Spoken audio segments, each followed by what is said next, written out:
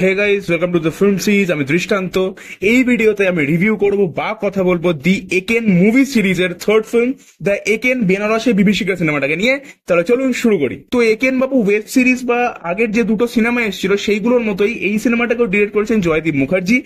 যার ফলে কি হয়েছে যে এই যে টোটাল দ্য একেনের ওভারঅল যে টিমটা, যে একেন বাবু চরিত্রে অনির্বাণ চক্রবর্তী, তারপর ধরুন সুহত্র বা আর যে সমক বা ডিরেক্টর জয়দীপ মুখার্জি, এনাদের মধ্যে না একটা খুব সুন্দর কেমিস্ট্রি তৈরি হয়ে গেছে এবং সেই জিনিসটা এই সিনেমাটার মধ্যে না ভালোভাবে দেখা যাচ্ছিল। ছোট্ট করে গল্পটা বলবো যে শাশ্বত চ্যাটার্জির যে ক্যারেক্টারটা, তিনি হচ্ছেন একজন টেরারিস্ট এবং তার সাথে তিনি একজন ডিসগাইজ মাস্টার। এবং তিনি বেনারসে বেশ কয়েকটি বম ব্লাস্টের প্ল্যান করেন, যার মধ্যে একটি খুবই অন্যতম, যেটা ফাইনালের বম ব্লাস্ট হওয়ার কথা ছিল। এবং তার আগে দুটো বম ব্লাস্ট কিন্তু হয়ে যায়। এবার অন্যদিকে বেনারসের একটি অভিজাত বাঙালি পরিবারের মধ্যে বেশ কিছু অ্যান্টিক আইটেমও চুরি যাচ্ছিল।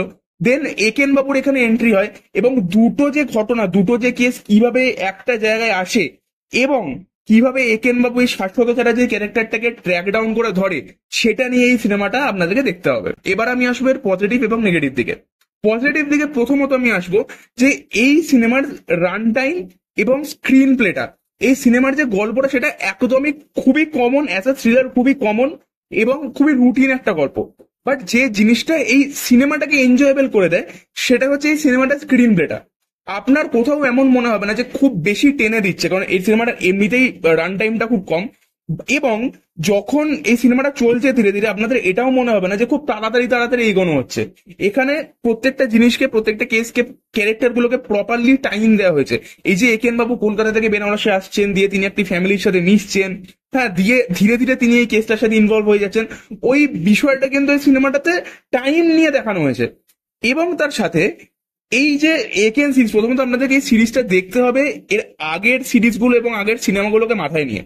এই একেন সিরিজের একটা টার্গেটের অডিয়েন্স আছে, সেটা হচ্ছে এই বাড়িতে যে থাকে, যে মাসিমা, জেঠিমা, দিদিমা, যাদের যারা যারা বেসিক্যালি বাড়িতে সিরিয়াল দেখে, তাদের মুভি এক্সপোজারটা কম, এই ধরনের অডিয়েন্সের জন্যই হচ্ছে এই সিনেমাগুলো। তো এই জিনিসগুলোকে আপনাকে মাথায় রেখে দেখতে হবে। তখনই কিন্তু এর সিনেমার যে গল্পটা বলুন বা এর অল ওভার ট্রিটমেন্ট বলুন বা কমেডি বলুন, সেগুলো ওয়ার্ক করবে। এবং একেন বাবু সিরিজের যে আগেও আমরা যেরকম দেখি যে যে রকমের কমেডি গুলো আছে, যে রেসিস্ট কমেডি বা স্টিরিওটিপিক্যাল কমেডি, ঠিক আছে, ওই রকম জোকস গুলো এখানেও সেগুলো কিন্তু আছে। বাট অনির্বাণ চক্রবর্তী যেহেতু একজন খুবই ভালো একজন পারফর্মার, খুবই ভালো একজন অভিনেতা, তো তার টাইমিং এতটাই ভালো যে প্রত্যেকটা জিনিসই না খুব ভালোভাবে ডেলিভার হচ্ছিল এবং মানুষকে হাসাচ্ছিল। আমার মাথায় ছিল যে আমি কি মাইন্ডসেট এই সিনেমাটাকে দেখবো। দ্যাটস ওয়াই আমার ক্ষেত্রে কিন্তু এই ব্যাপারগুলো কিন্তু ওয়ার্ক করেছে, আমি ওভারঅল মজা পেয়েছি। তার সাথে হচ্ছে যেভাবে বানারসকে দেখানো হয়েছে, একেন বাবু সিরিজটা যতদিন যাচ্ছে তত আরো গ্র্যান্ডিয়র বাড়ছে, বাজেট বাড়ছে যেহেতু, তো এখানেও সেটা ব্যাপারটা আছে। বেনারসকেও ভালোভাবে দেখানো হয়েছে, আলাদা আলাদা ঘাটের মেনশন আছে, কোন ঘাটের কি মাহাত্ম্য সেটা আছে, অন্যান্য আরো জিনিস আছে, কাশির কি মাহাত্ম্য আছে। তো এই প্রত্যেকটা জিনিসকে কিন্তু বেশ ভালোভাবে এই সিনেমাটা দেখানো হয়েছে, কম রান টাইম থাকা সত্ত্বেও। সো পজিটিভ পয়েন্ট গুলোর মধ্যে যে জিনিসগুলো আসছে সেটা হচ্ছে স্ক্রিন প্লেটা, সেটা হচ্ছে এর পারফরমেন্স গুলো, এর কিছু কিছু জায়গায় সিনেমাটোগ্রাফি খুব ভালো, বেনারসকে যেভাবে দেখিয়েছে এবং আপনাকে হোল্ড করে, লাস্ট অব্দি সিনেমাটা আপনাকে হোল্ড করে রাখে। এবার আমি আসবো নেগেটিভ পয়েন্টে, যেটা অনেকটা বড়। প্রথমে আমি আসবো শাশ্বত জেলার যে ক্যারেক্টারটা, তার ক্যারেক্টারের মধ্যে কোনো সারপ্রাইজ এলিমেন্ট নেই। আমি একটা সিনেমার, রিসেন্ট একটা সিনেমার উদাহরণ এখানে টানবো, সেটা হচ্ছে গ্রাউন্ড জিরো।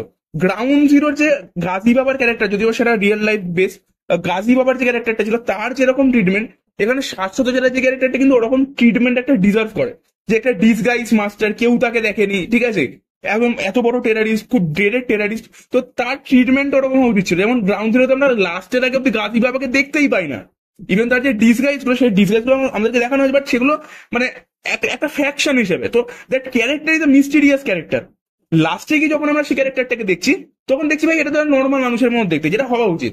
এখানে কিন্তু ওই ধরনের ট্রিটমেন্ট একটা দরকার ছিল, তাহলে কি হতো, ওই ক্যারেক্টারটার মধ্যে না আলাদা আলাদা লেয়ার অ্যাড হতো এবং দেখতে মজা লাগতো। তো ওই ব্যাপারটা নেই। দ্বিতীয় কথা হচ্ছে এটা একটা ডিটেকটিভ থ্রিলার, ঠিক আছে, এটাকে একটা থ্রিলার হিসেবে প্রমোট করছে, বাট হ্যাঁ এখানে একটা কমেডি টাচ আছে।